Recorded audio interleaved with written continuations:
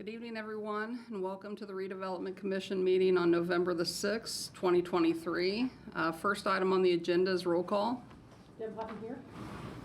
Deborah Myerson here. Randy Cassidy here. Sarah Bowerly Dansman here. Cindy Canarney here. Staff present. John Zodi with the Hand Department. Anna Hansen with the Hand Department. Christina Binley, Hand Department. Colleen Newbill, Legal. All right, next item on the agenda is reading of the minutes for October 6th, 16th, 2023. Do any commissioners have any comments or questions? If not, I'll entertain a motion. A motion to approve the minutes from what's the? October 16th. October 16th. Okay. I'll second. All right, we have a first and a second. All in favor signify by saying aye. Aye. Anyone opposed? Deb abstained. Okay. Thank you. Next item on the agenda is examination of claims for October 27th, 2023 for $181,993.45. Any commissioners have any comments or questions? If not, I'll entertain a motion. Deb Hutton may make a motion to accept the claims of October 27, 2023. Deborah Myerson, I'll second. I have a first and a second. All in favor signify by saying aye. Aye. Anyone opposed? All right. Next item on the agenda is examination of payroll registers for October 20th, 2023 for $36,566.53.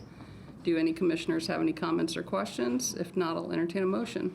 Randy Cassidy, I'll make a motion to approve as presented. Deb Hutton, second. We have a first and a second. All in favor? Aye. Anyone opposed? All right.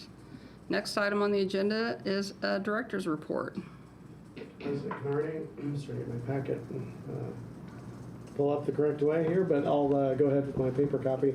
Just a couple of quick updates for the commission. Our community development block grant applications are in. They were due last week, and so our Citizen Advisory Commission members are underway.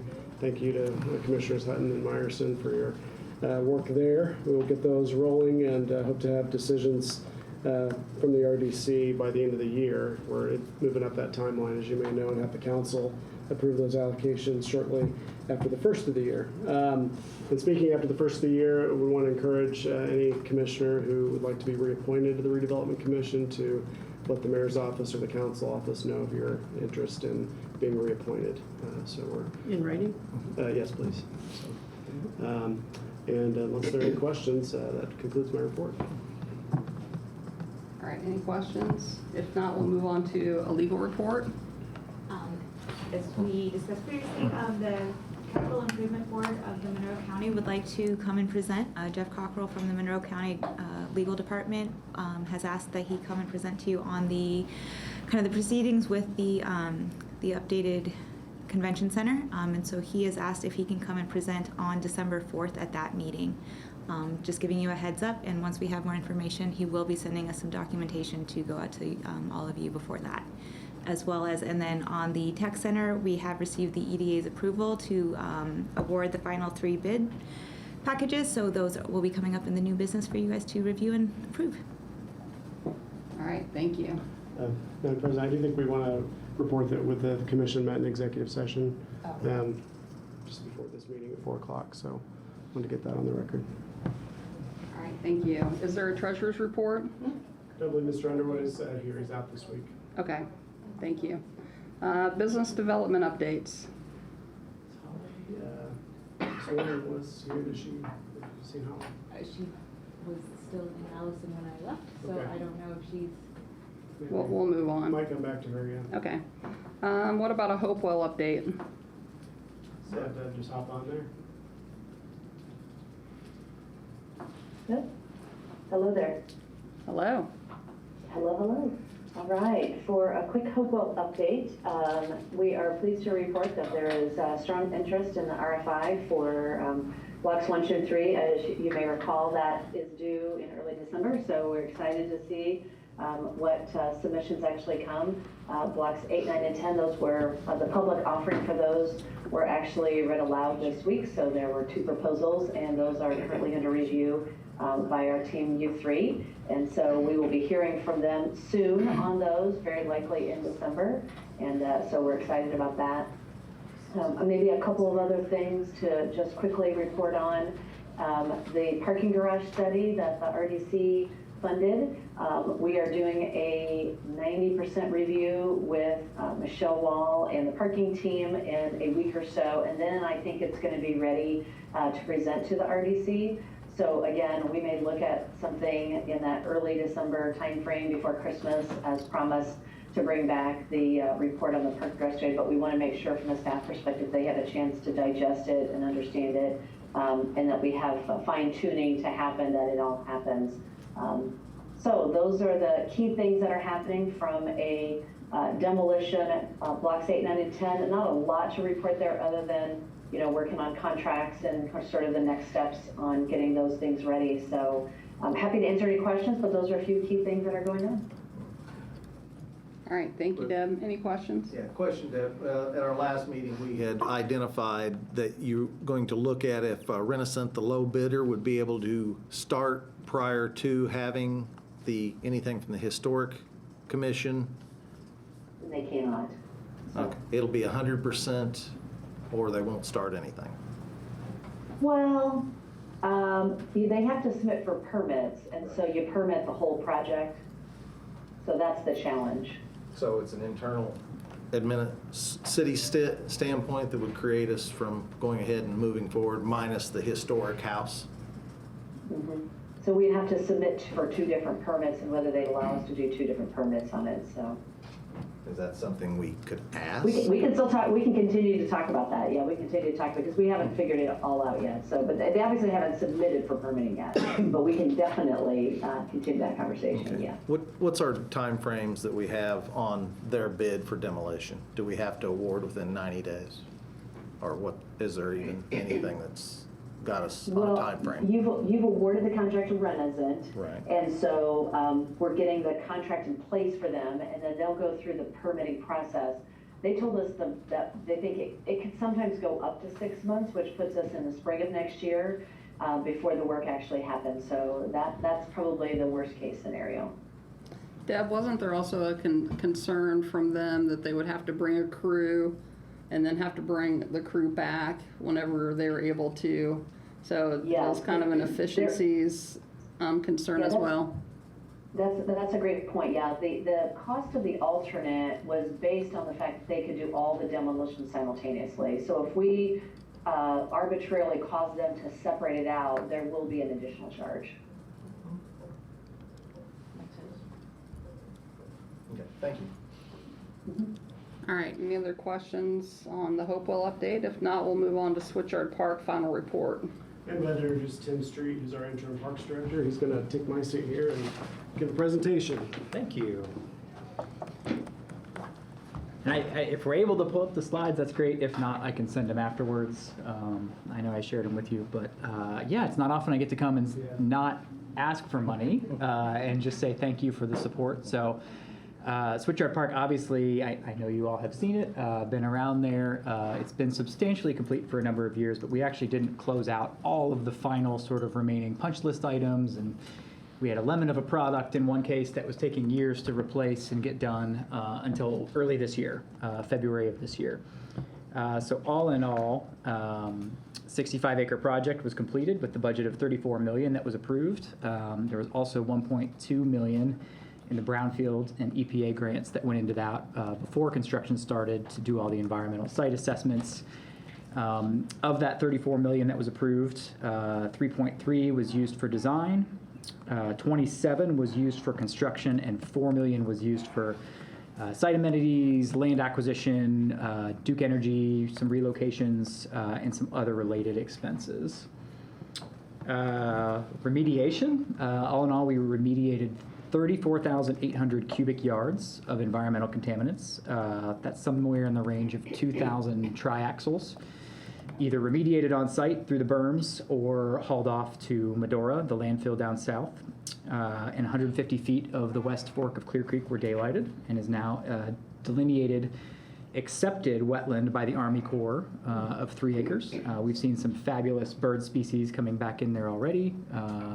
It's a really great to see that function as floodplain relief as well for the West Fork and Main Fork of the Clear Creek in that area, to see that basin fill up.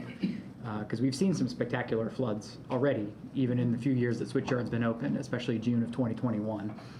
And we saw just how much that can retain.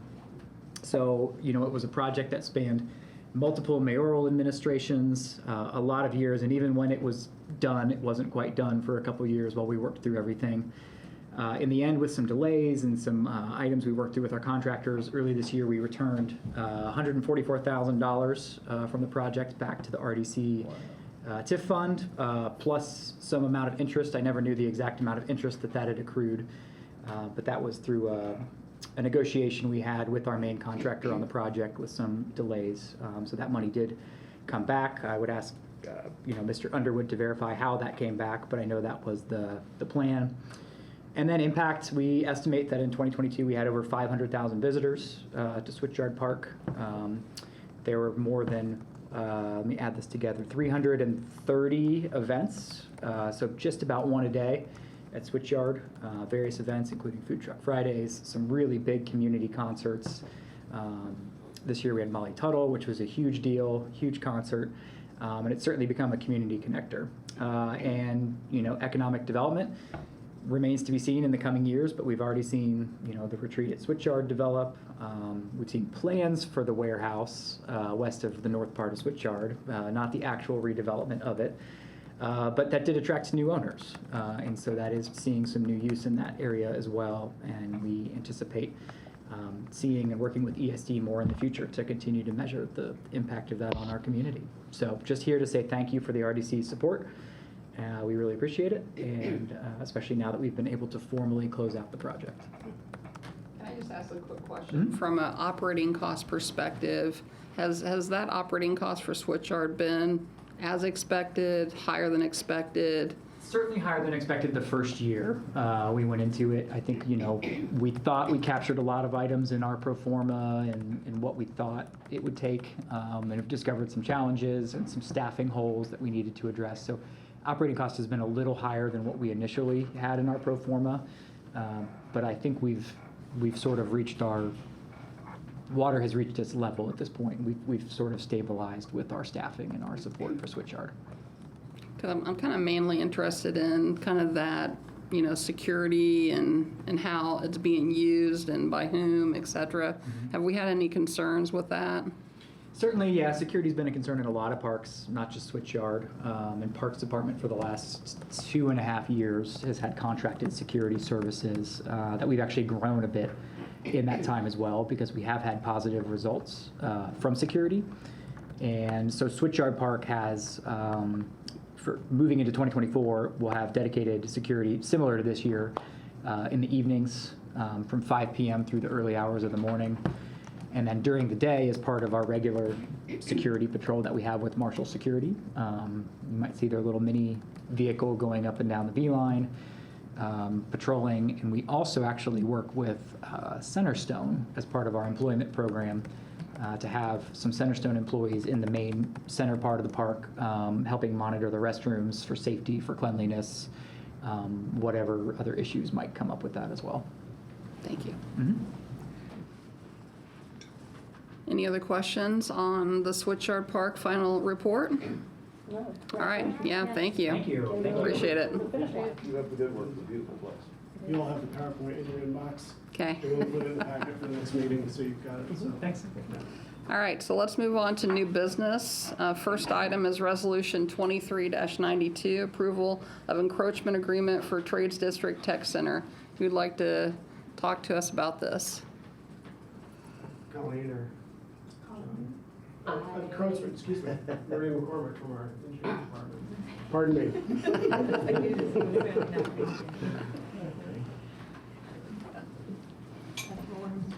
Does she need a chair there? Yeah, jump in.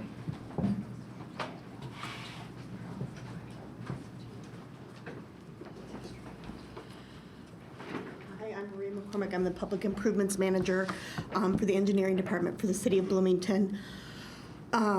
For the Trade Center, the building at 617 North Madison.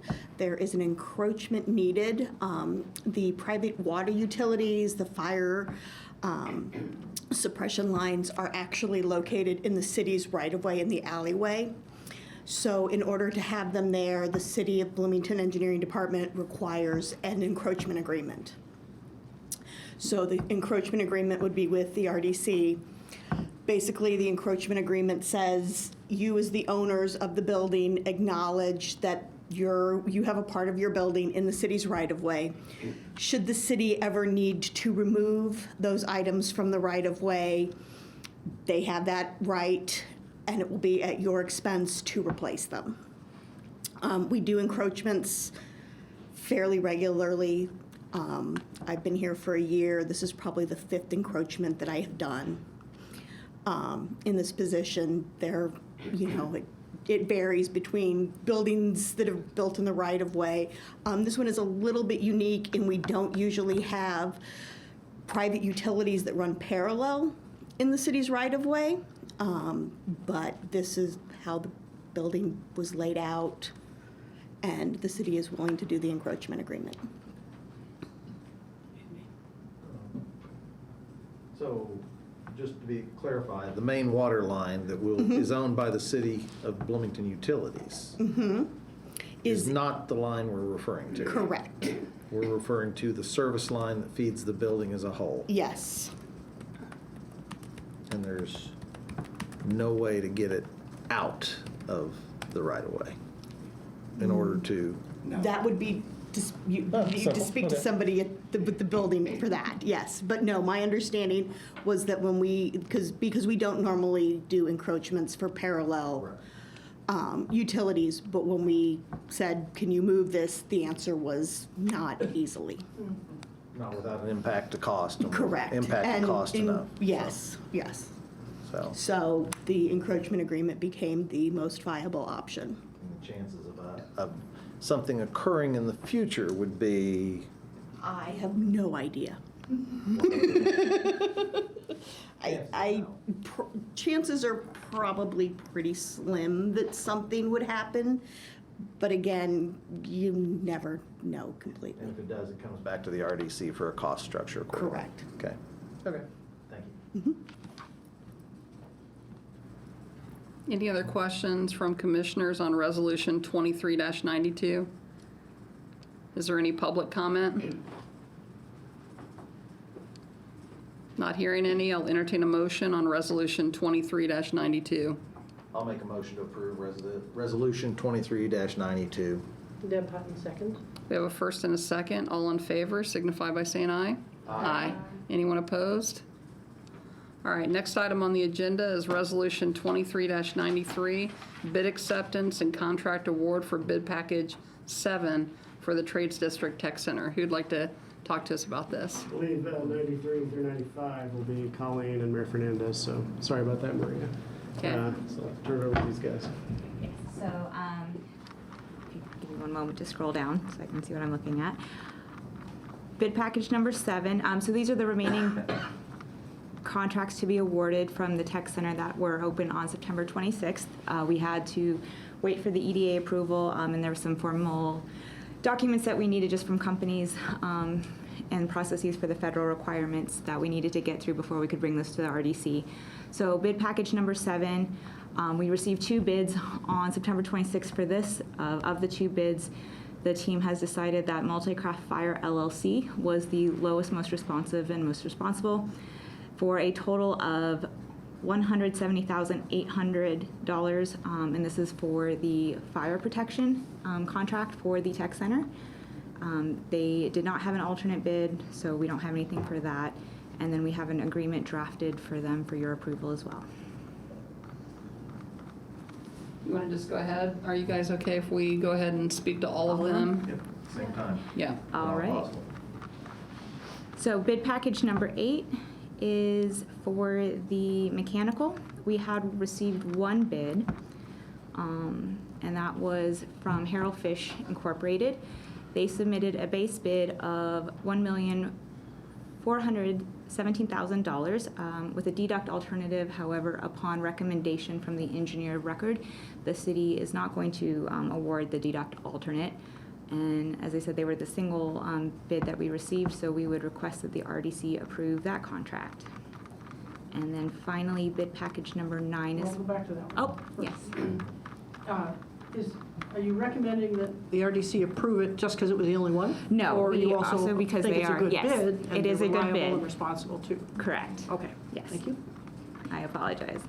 And then the final one is for bid package number 9, which is for the electrical. We received 4 bids for that. The city is recommending that we go with Woods Electrical Contractors. They were the lowest bid, most responsive, and responsible as well. Their bid was for $1,020,000. And again, we're asking the RDC to go ahead and approve that contract as well. All right, thank you. Happy to answer any questions. Questions from commissioners? Everything falls within the scope of the budget that we've already identified in the previous meetings. Yes. So this is just codifying exactly what was presented to us at the Yes. opening and afterwards. Correct. Thank you. Any other questions from commissioners? Because that was my question too. Any public comment?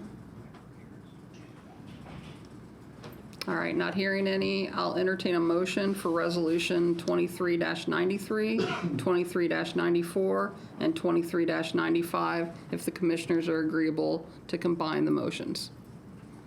Deb Hutton, I'll move to approve all 3 resolutions as listed by the commission president. Randy Cassidy, I'll second. We have a first and a second. All in favor? Aye. Aye. Anyone opposed? All right, moving on. Resolution 23-96, acceptance of the state historical marker honoring the local council of women at the Hopewell neighborhood. Who'd like to speak to us regarding this? I'll take this one. I also want to recognize Glenda Murray is in the room. Glenda's our Monroe County historian, newly the president of the Prospect Hill Neighborhood Association, but also led the effort to get the historical marker awarded to the Hopewell neighborhood. So this resolution would just sort of memorialize our support for this, which you all helped do through a letter of support to get the marker, which was approved. And so this would just sort of codify our acceptance of the marker. We don't have exact locations yet because we don't have a lot of things built where the marker would theoretically go, which is kind of as close to the original Hopewell farmhouse and north of the core building as we can get it. Our next step here would be that I would fill out the ownership acceptance form that you see in your exhibits and get that to the State Historical Bureau and go from there. I'd like to say thank you to Glenda Murray for doing it. And even though it can't be put up yet, there's probably still a few women alive, but not many, probably in their 80s, maybe their 90s, who actually were on the local council of women who guided us to get to this point. Most of the ones I know have passed away, but there may be a few left, and wondered if it could still be announced with a bit of flair, like an HT or something, or a proclamation from the mayor or something, just to put it out there now that the concept is there, even if we can't have it in the ground yet. Excuse me, I will check with the state as soon as we turn in this form from you and the funding and the check from the local council to assure the marker itself. And then the state has a process, and they're saying it will probably be late fall 2024. But I agree with you, we should do something as announcement as soon as possible. Yes, that it's been approved and it's just not ready yet to be. Yeah, to thank the council. Yes. I would even go further than that whenever it is, up to have some sort of local event or acknowledgement that it's there and celebration of the history of the site. Thank you. The state will come down and actually have a dedication. I think the last one that we did as a city was the Black Market on Kirkwood. But we could see what other kinds of celebration we might plan with that. So thank you all for your help and support. Absolutely. Any other questions from commissioners on Resolution 23-96? Any comment from the public? I'll entertain a motion on Resolution 23-96. Randy Cassidy, I'll make a motion to approve Resolution 23-96. I'll second, Deborah Meyerson. All right, we have a first and a second. All in favor? Aye. Anyone opposed? Resolution passes. Next item on the agenda is Resolution 23-97, approval of funding for site furnishings at Hopewell. I don't know, the term site furnishings always kind of catches me up. I'm thinking of couches but No couches. no couches. No couches. Tim Street, Interim Director of the Parks Department. Happy to be in front of you again. I believe your last meeting you amended the project review form. When we moved from the first bid on Hopewell to the second bid, we removed the site furnishings from the bid in an attempt to save money. We did save about 50% of cost on this. It was at about $230,000 in the original bid.